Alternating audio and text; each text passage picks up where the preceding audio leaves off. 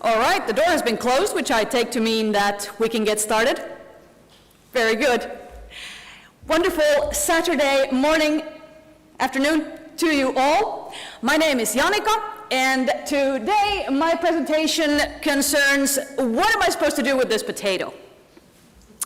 Before we get started, a quick question. How many of you have not been to one of my food lectures before? Oh, wonderful.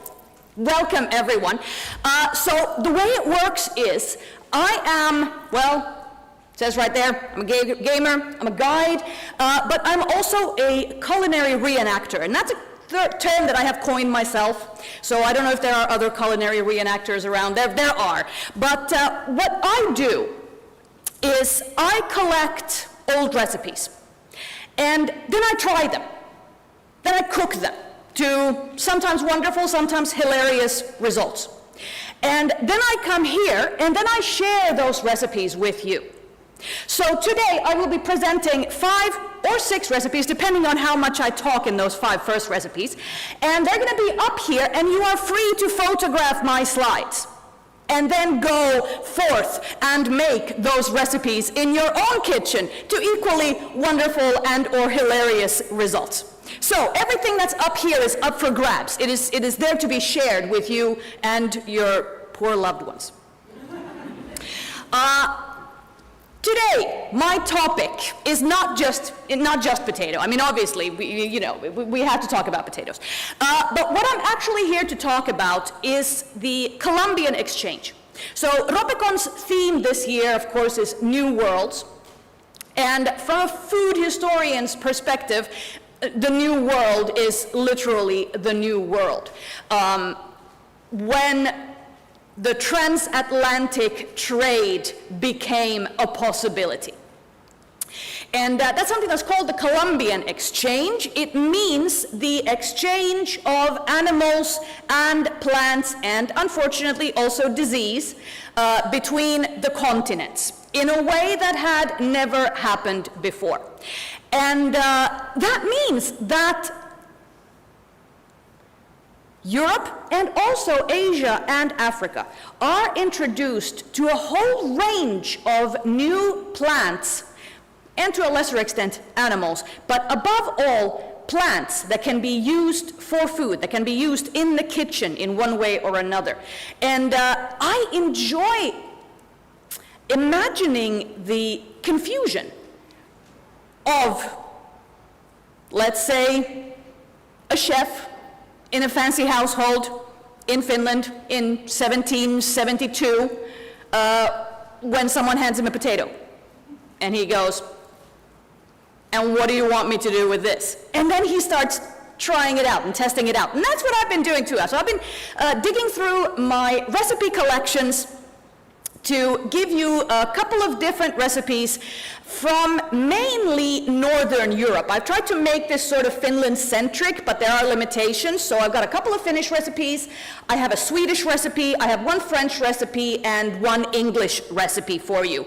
All of them utilizing some ingredient that was, at the time, new in Europe. But before we get to the recipes, we'll say goodbye to Sam just briefly. We're going to get back to Sam. He's going to help us out during this presentation. But first, a bit of an overview, just to give you an idea of how profound a change the Columbian exchange had on the culinary world, not just the European culinary scene, but the entire world. Here is just a selection of the foodstuffs that we utilize today, which come from the American continent, North America and South America. We have some really obvious ones that are easy to recognize there. I mean, pumpkin, everyone knows that, I'm sure, and maize, or corn as it's often known, one of the more famous imports. Nowadays, corn, or maize, is the largest crop in the world, surpassing wheat, surpassing rice. All of those are second. So as we're going through this, imagine, let's imagine for each ingredient, imagine what our food table would look like without these ingredients. just to give us an idea of the profound change. We've got, how do can I point? Yes, no, I can point poorly. Cocoa bean. Yes, everyone, let's, just for a brief moment, shed a tear for what life would be like without the cocoa bean. Honestly. All the millennials could afford houses if it wasn't for the avocado, as we well know. You know, this guy here in the corner, the root over there, that's the cassava root. Not really very much used in Europe, but in the tropics, that is the third largest source of carbohydrates in Africa and in Asia. So it's not just, like I said, it's not just a question of the European food scene changing as a consequence of this. It also hugely affects Africa and Asia. Peanuts as well. Peanuts are a staple food in sub-Saharan Africa these days. Such an important source of calories. But anyway, these are some of the ones that we do get from the Americas, but which I will not be talking more in detail about today.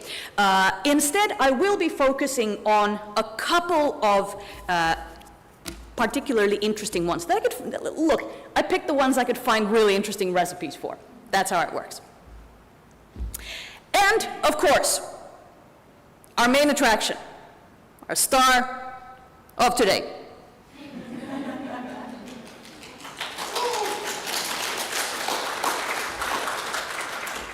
Where would we be? Where would Sam be without potatoes?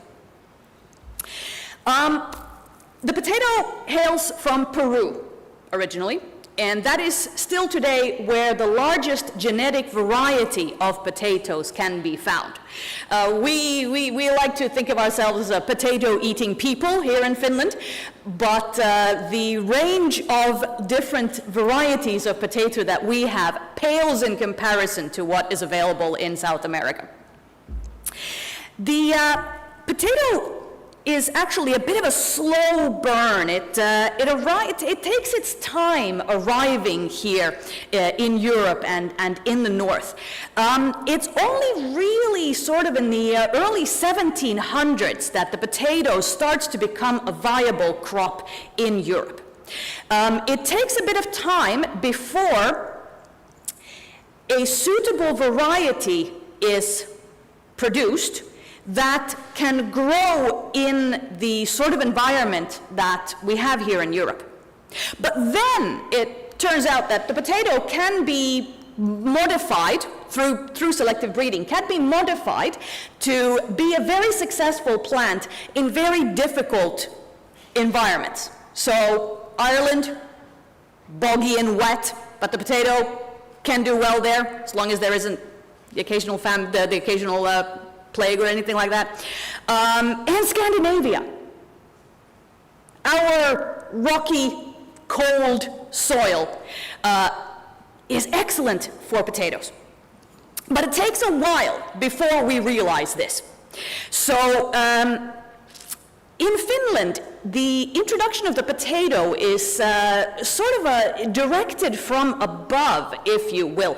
There is a concerted effort by the learned class to get the commoners to understand how great a thing the potato is. So in 1729, there's actually a booklet published in Finland about how great the potato is and how you should go about growing it. But people weren't that keen on it. There was prejudice against the potato. Can you imagine? So rude. There was prejudice against the potato. People thought it was poisonous. People thought it wasn't fit for eating. There was a priest in Finland who was very keen on advancing the cause of potatoes, and in the 1750s he started preaching in church. He would include the potato in his sermons. And he was known to preach for well over an hour every Sunday about how great the potato is. So I mean, the effort was there. But still, even in the 19th century, there was a Europe-wide sort of suspicion towards the potato. There was a Dutch physician in the 1840s who wrote a treatise on nations and their diets, and he contrasted the strong, powerful nations that were fed on beef with the weaklings who ate potato. He felt that this difference in diet showed which people had the oomph necessary to go forth into this new industrial world. But bit by bit, the potato wins out. But I kind of find it funny that when we think about like what is traditional Finnish food, you know, what is really Finnish food, the potato's always there. You know, we got our traditional dishes, and it's potato it is. It's only been around, like really around on our tables for 150 years or so. So a fairly new tradition there. Right, so let's get to our first recipe, shall we? This one is, of course, from Finland. This is one of the earliest potato recipes that I've been able to find. Actually, one of the reasons why Finns apparently got enthusiastic about potatoes in the end was when they figured out that you can use potatoes to make other stuff than food as well. Can be turned into a lovely drink, apparently. So then Finns were like, oh, well, why didn't you say so? Let's make some vodka. But no, we're not going to make vodka. We are going to make a potato casserole. What could be more Finnish than that? And so at sort of the dating, wait, I've got the date, but now I forgot the exact date, but it's sort of late 1700s, early 1800s, there was a manor house in Sipoo, which is where this recipe dates from. In fact, I think very early 1800s. And yeah, so in that manor house, someone wrote down this recipe where they decided to make a potato casserole, but of course then the question is, you know, what else do we put in this? So we're going to put some sugar in it, of course. Also cardamom, obviously. Cinnamon is a must. And while we're at it, we're going to spice it up with some lemon peel. And don't forget the whipped cream. So here we have potato pudding from Sipoo, 1813. That's right, 1813.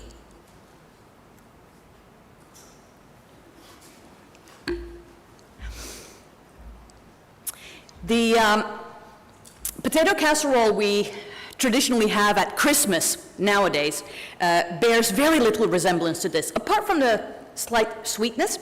But of course nowadays the Christmas potato casserole, it's sweetened, it's imellytetty, so it's a natural fermentation process that makes it sweet. Whereas here we just dump some sugar into it. Okay, so we boil our potatoes, of course, then we mash our potatoes with butter. Now let's be absolutely clear here. This is not a poor man's recipe. This is not something the regular people boiling their potatoes would cook. The notes we have, the information we have on eating potatoes, you know, poor man's food, basically involves boiling potatoes and then dipping them in salt water and eating them like that. That's how you'd have them. So this is a fancy potato recipes. Yeah, so you boil you make a mashed potato. Then you take a couple of eggs, separate them into yolks and the whites. You mix in the yolks into the potato, and then you put in your spices. So you put in your cardamom, your cinnamon, your sugar, your lemon rind. Then you whip some cream, right? Then you carefully fold the cream into the potato mash, and then finally you carefully fold the whipped egg whites into the potato mash as well. Now why are you doing this? You're doing it because the end result is amazing. This is going to be the lightest, fluffiest, most pleasantly flavored potato casserole you will ever have in your life, I promise you. The egg whites, you have to fold the egg whites very carefully into it, and that gives the whole finished product an airiness that you might not traditionally associate with potato. But yeah, this is fascinating. I've made this several times now because it's just so much fun. And yes, there are people in the hall today who are usually the ones I subject with my various cookings, and this universally approved. You know, they will let me know if the stuff I cook is a little bit on the iffy side. They will let me know. Not a word edgeways on this. Apparently, yes? What do you eat with it? Is it a dessert? Is it a main course? What? That's a great question, isn't it? And that is a question I'm often faced with when dealing, especially like 1700s. Recipes from the 1700s, early 1800s, you're very often left with the question, is this a dessert? Well, it's not, because there wasn't really an idea of dessert at the time. Our idea of a meal consisting of like starters, a main, and a dessert, that's something that only really comes about in the sort of 1800s. It's a new way of thinking of food. At this point, dishes were more sort of all served at the same time, more or less, and then you just took of what you enjoyed. But I mean, it's more appropriately a savory dish. This is not something that we would now think of as a dessert once you eat it. So last time I served this, I served it with a steak that I'd made, like a roast, yeah, some roast meat. But I've also served it as part of a vegetarian menu. So just as a side with other vegetables. Yeah, it's a side. So I have to rush on. I have to move on. I can't. Much as I enjoy this dish, I do love it. At this point, by the way, I'm going to apologize for all the photos. I am many things. I am very good at many things. Food photography, unfortunately, is not one of them. So none of my pictures are particularly publishable, especially not the last one. I apologize in advance for that one, but that's not my fault. Okay, but we're going to move on. Next ingredient.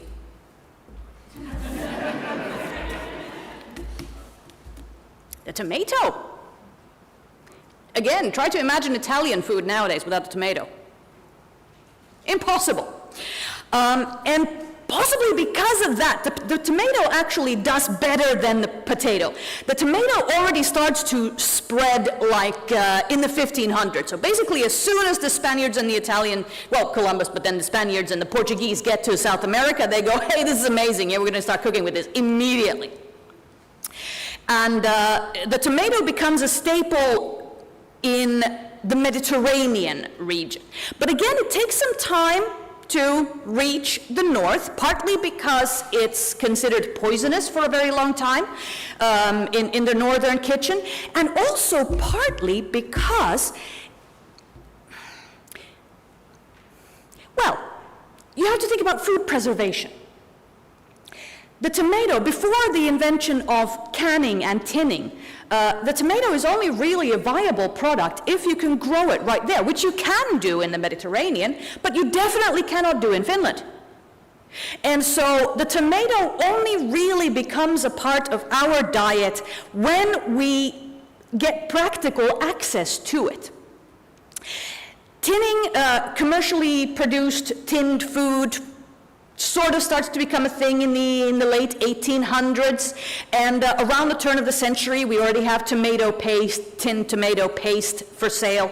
And then in the early 1900s, so here for example in the capital region, from 1930 onwards you could get fresh tomatoes because the Elanto had purchased a farm in Vantaa where they built giant hothouses, giant covered hothouses, and a heating system. I don't know, I'm not an engineer. A heating system to heat the hothouses so that they could have fresh tomatoes for sale, and fresh tomatoes and fresh cucumbers. And at that point, fresh vegetables sort of become available. But as late as 1952, when Helsinki hosted the Summer Olympics, the newspapers in Helsinki wrote about the weird foreign athletes who insisted on having fresh vegetables, like raw vegetables. What a bunch of weirdos. So for a long time, Finns were encouraged to try eating fresh vegetables, but the suggestion for tomatoes, for example, was to sprinkle a bit of sugar on them to make them palatable, I guess. So yeah, it took a long while for us to realize that fresh things might be nice. Yeah, in fact, I'm just having a look at my notes here. The earliest mention I could find of tomatoes actually being grown in Finland was as early as 1760. There was a scholar at the university in Turku who tested growing tomatoes, but not for eating. He made glue out of them. He boiled them into glue. I didn't know that was a thing. I knew you could make glue out of potatoes, but tomatoes? Learn new things, but yeah. Anyway, the next recipe I have is an early tomato recipe from Great Britain, actually. So Great Britain being a little bit further south, they started growing fresh tomatoes earlier than we did up here. And so Mrs. Beeton, who was a famous cookbook author in the mid-1800s, she had a recipe for forced tomatoes in the French style. Now this is a pretty straightforward recipe. You take your fresh tomatoes, you cut the top off, you hollow them out, and then you make this filling with some bacon, some mushrooms, spring onion, parsley, bit of cayenne pepper, also from the Americas obviously, some breadcrumbs, an egg yolk, and then you fill your tomatoes with that and roast them in the oven. What I find very interesting about this recipe is that this is from 1845, and you look at a recipe book from the 1970s and you find exactly the same thing. Exactly the same thing. So this is one of the examples where our imagination really hasn't gotten very far. No, you find a good thing, you go with it. Yeah. Yes? What makes this French style? I have no idea. 1845 French food was on the rise as a fashionable thing. Escoffier and French cuisine being the pinnacle of food creation is sort of in the near future, and so there might be a little bit of this is a particularly fancy dish idea behind this. That's the best guess I have. The ingredients don't scream French as such. Bacon and mushrooms, that's pretty English. Pretty Hobbit too, actually. Don't put ash on them. Okay, let's move on from tomatoes.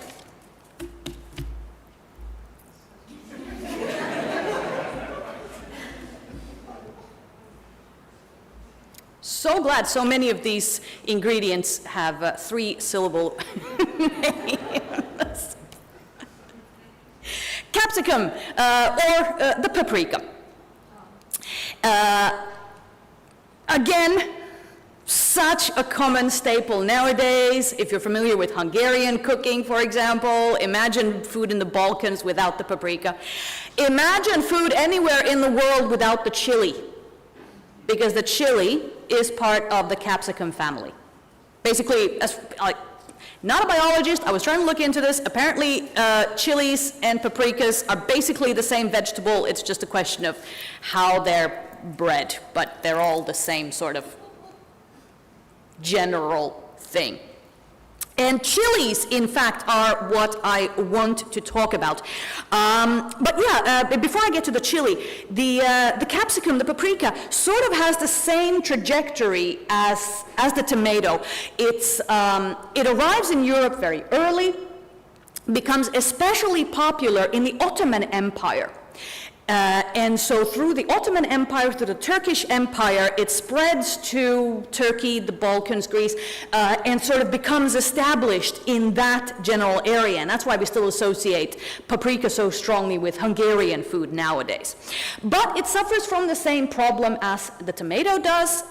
There's only so many places you can comfortably grow paprikas and have them fresh. In the case of paprikas, however, this problem is somewhat sidelined by the process of making it into a spice. into paprika powder, and then also chili powder. And so it's more through that it arrives in Finnish cooking. But as for the recipe, this one's great. This one's great. Okay, so I have a chili recipe for you. From Porvoo, from the kitchen of our national poet, Johan Ludvig Runeberg. It's called Persian sharp sauce. And this is from the cookbook of Fredrika Runeberg, so the poet's wife. She had a little booklet with handwritten recipes. It is now in the collection of the Runeberg Museum in Porvoo, and it's available, so you can buy it at the museum and certain bookshops, so you can buy it and cook things out of it. It's really interesting because you can, it's a glimpse into this mid-19th century middle-class lifestyle in Finland. And yeah, so I was leafing through that a couple of years ago, just looking for something to cook, and I ran into this recipe and was momentarily confused. So it says here in the ingredients list, chilies. But in the original recipe, it actually says actually says Spanish pepper pouches. And I spent a lot of time trying to figure out what the heck a Spanish pepper pouch is. And it took me down this wonderful rabbit hole of Swedish linguistics, and eventually I did track down that it's basically a word for chilies. And at that point I was like, what? How are they using chilies in Porvoo in the mid-19th century? And I'm still not sure. I'm still not sure how this is possible. I have two theories. My first theory is that in some way chilies may have been available in a preserved state. So you may have been able to access them in a specialty shop, maybe a pharmacy, preserved. So jarred, tinned, dried, maybe, I don't know. But there's so little information about this. There's so little literature on this. It's crazy. My other theory is that she may have grown them herself. Let that sink in. Fredrika Runeberg is well known for being an avid botanist. Her garden is still, you could go to her garden, it's still being kept in the museum. And she had lots of house plants, which are still at the museum. They're still the same house plants she had. They're still there. And she had a son, one of her sons, Walter Runeberg, who became the sculptor. He studied in Central Europe. So he lived in France and he lived in Madrid for a while. So I don't see it as an entirely impossible thing that he may have sent her some seeds so that she could have grown her own chilies. There's a painting by von Fricht, the painter. You know the painting that used to hang on everyone's grandparents' wall with the two birds going at each other. Yeah. So that painter also painted a scene from his living room, which includes the window with his wife's plants. And there's a chili plant on the windowsill in that painting. So it is possible that in the early to mid 1800s, these little old ladies were growing their chilies in their living rooms. And anyway, and now we have this recipe. So back to the recipe. That was my tangent. Okay, back to what I was talking about. This is a weird recipe too. So you basically boil milk and a great deal of sugar, along with some spices. Your main spices are ginger, cloves, saffron, and the chilies. So you simmer that for a while, and then you leave it. Now, if you've cooked with milk, if you're into this sort of thing, you know that milk has a tendency to really suck flavors. Milk will attract flavors and scents. So if you have a jug of milk in the fridge that isn't covered, and then you have garlic in your fridge too, you're going to end up with garlic milk. And so what the milk will sort of suck the essence of the chili into it, and you let it steep. Then you sieve out the spices, sieve out the chilies, and then then you thicken the milk a lot with flour and egg yolk. And you boil it, and you end up with this like a really thick custard that tastes like chili. It's really confusing. And then you mix in a lot of vinegar. I'm talking a lot of vinegar. Yes? Isn't the chili neutralized by the milk? That's what I would have thought. See, this recipe confuses me so much because the chili should be neutralized by the milk. The vinegar, my thinking says the vinegar curdles the whole thing, and yet it doesn't. It doesn't. But yeah, so you put in a lot of vinegar, and then when you serve it, you mix it with cream. So you get this creamy sauce that tastes, well, mainly like vinegar. This is a little bit confusing as well, because of course I don't know how strong the chilies were that she was using. So it's impossible really to tell how strongly of chili that sauce would have tasted. I put 3 chilies in my batch last time. It was fair, I mean, it was sharp, but it wasn't like it wasn't chili burny type strong. It had a chili flavor, so you can even put more. You can put more chilies if you want it stronger. But yeah, the milk and the cream do neutralize the chili to some extent, but somehow the flavor sort of remains. And yeah, so it's a great sauce. It goes with everything. We've had it on salad, we've had it on smoked fish, we've had it just on potatoes, we've had it with a roast. It seems to go with everything. It's a really interesting sauce. And in the recipe book, it's known as Persian sharp sauce. Again, I have absolutely no idea why. I actually know a Persian chef, and I contacted him, and I sent him the recipe, and I said, is this anything like something you would find in the Persian kitchen? He's like, no, I've never seen anything like this. So, so it is not a traditional Persian recipe. Is it the saffron that makes it Persian? Maybe. The saffron is there for the color. There's no flavor of saffron that survives this treatment. It's there for the color. But it's a lovely color. Yeah. This is weird. Make it once, try it out, just for the experience. Weird stuff. Okay, gotta move on. Damn you, beans. Breaking my streak. Beans? What do you mean beans? Everyone has beans. No. Before the Columbian Exchange, the only beans available in Europe were chickpeas,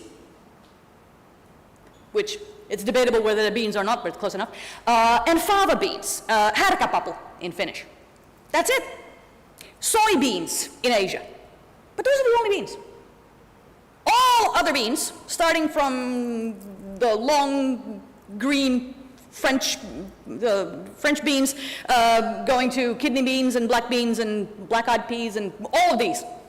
They're all from the Americas. I think that's amazing. I think, yeah, when we think about medieval food in the literary sense, you know, the usual stereotypical what we eat when we go to the tavern looking for our next adventure, it's always like, yeah, a bowl of beans when you meet or something. No beans, except maybe fava beans. Beans is one thing that became quickly sort of spread all over Europe, because they're fairly easy to grow, and you can have these sort of little gardens on the side. You've got your big fields where you grow your crops, but then it's easy to have like a little kitchen garden where you can grow your beans. So they spread quite quickly, quite easily. And the recipe I have for you is a Swedish recipe from the late 1800s, where they try to figure out what to do with green beans. Green beans, yes, and what they've decided to do is combine green beans and a boiled pudding. Boiled puddings are something that, unfortunately, or perhaps fortunately, depending on who you ask, have sort of slipped from our collective culinary consciousness. boiled puddings used to be all the rage. There's still a bit sort of the boiled pudding tradition left in British cooking. In England, you still got your Christmas pudding, and strictly speaking, a Yorkshire pudding is also a boiled pudding, but not quite. But boiled puddings have also been a thing here in the Nordics. So there are recipes for boiled puddings from both Finland and Sweden. And this one, like I said, this is Swedish. So this is,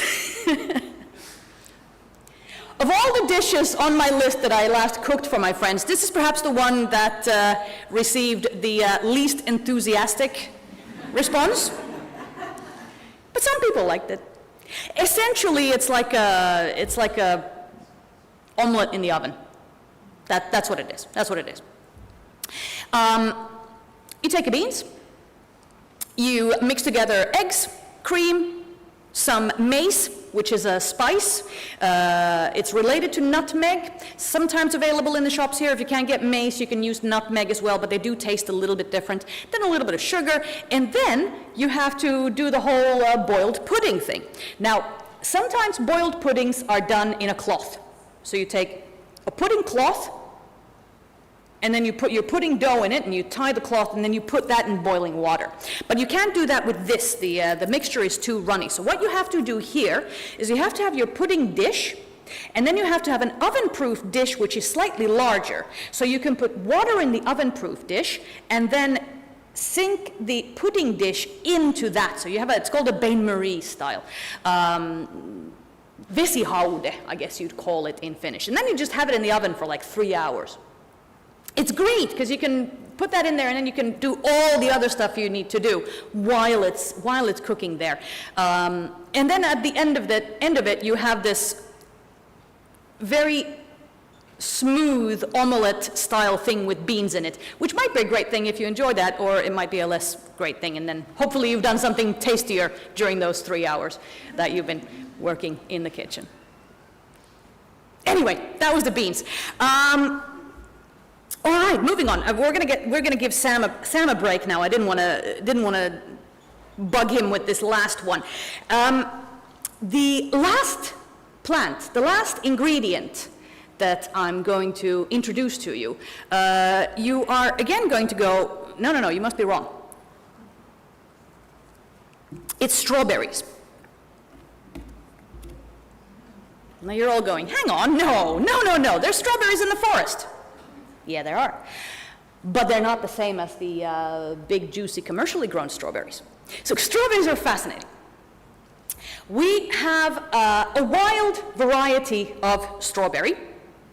Grows here, grows in Sweden, grows in France, grows in England, grows in Italy. So you have actually, in historical cookbooks, you do have strawberry recipes. But whenever you see a strawberry recipe, sort of a pre-Columbian exchange strawberry recipe, what it actually means is someone has gone out there to pick these tiny little strawberries, enough of them to make this dish, which means that strawberry dishes pre-Columbian exchange are extremely expensive, extremely labor, now I lost my word. Yes, thank you, labor intensive. Because you can't really cultivate forest strawberries. You can't cultivate wild strawberries. That's why they're called wild strawberries. Now, it's not for lack of trying. In England, for example, in the 1600s, 1700s, there were gardeners who very carefully transplanted forest strawberries, and then sort of, they make those, they grow like this, they make these sort of shoots, and they would plant them and, have strawberry beds and be able to actually gather a crop. But still, we're talking very exclusive ingredients here. Now, enter the Columbian exchange. Because you have wild strawberries in the Americas as well. Two main varieties.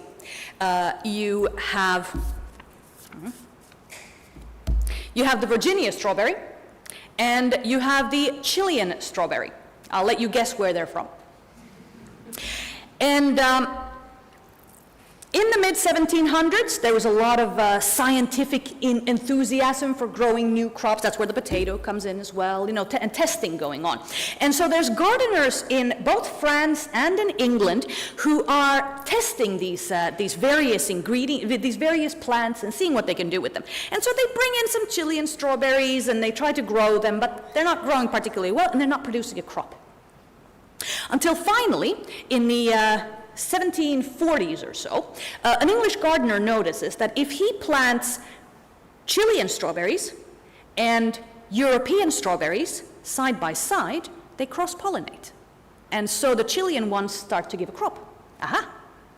Okay, great. And about 10 years later in France, in Brittany, gardeners notice that when they've had all three strawberries growing more or less side by side, all of a sudden, they have an entirely new strawberry. And that is our commercial strawberry. So technically speaking, not an entirely American ingredient, but the necessary genetic material had to be brought over from there before we could get our commercially grown strawberry. And that's why from about the 1770s, 1780s onwards, it becomes possible to actually cultivate strawberries and to have proper strawberry recipes. For a long time, they don't, though, in recipe books. It seems that strawberries were mainly enjoyed fresh, with cream perhaps, but they would have been stacked nicely. Mrs. Beaton has instructions on how to stack strawberries into a nice strawberry pyramid and have it as a centerpiece. But I did find one interesting strawberry recipe. This is from a French book. Most likely, it's an anonymous book, but it's most likely written by the chef of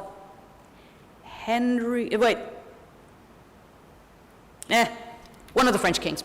Louis XV. There we go, came. Louis XV. Yes, so this is a royal recipe, and this certainly is a royal recipe. This is an amazing dessert, but you really, really, really need time to make this. And at this point, I apologize for the picture.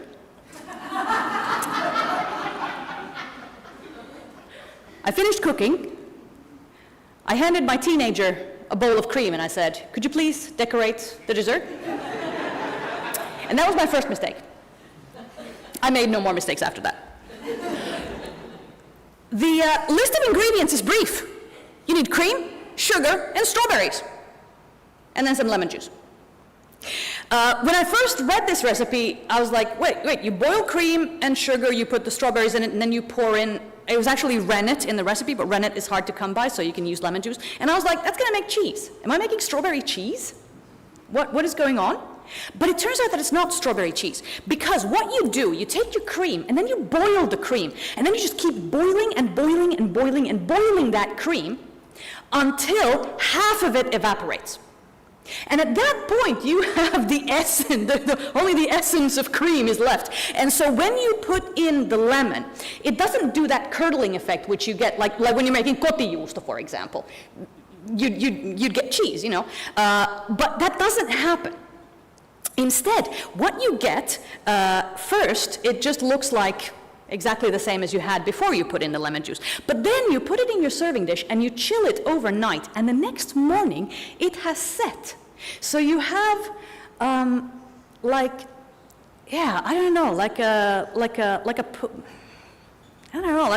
custard.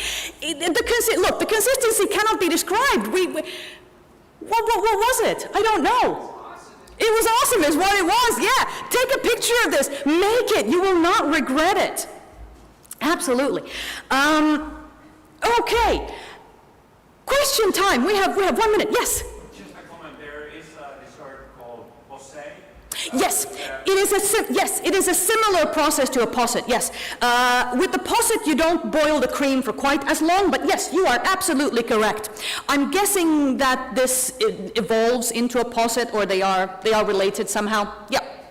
Yeah, but this one has the added benefit of tasting like strawberries. Yes. Potatoes called peruna in Finnish because they're from Peru? They are not. They are called peruna, which comes from the Swedish word parun, which is some sort of dialectal term for a thing that grows in the ground. Yeah. Yes.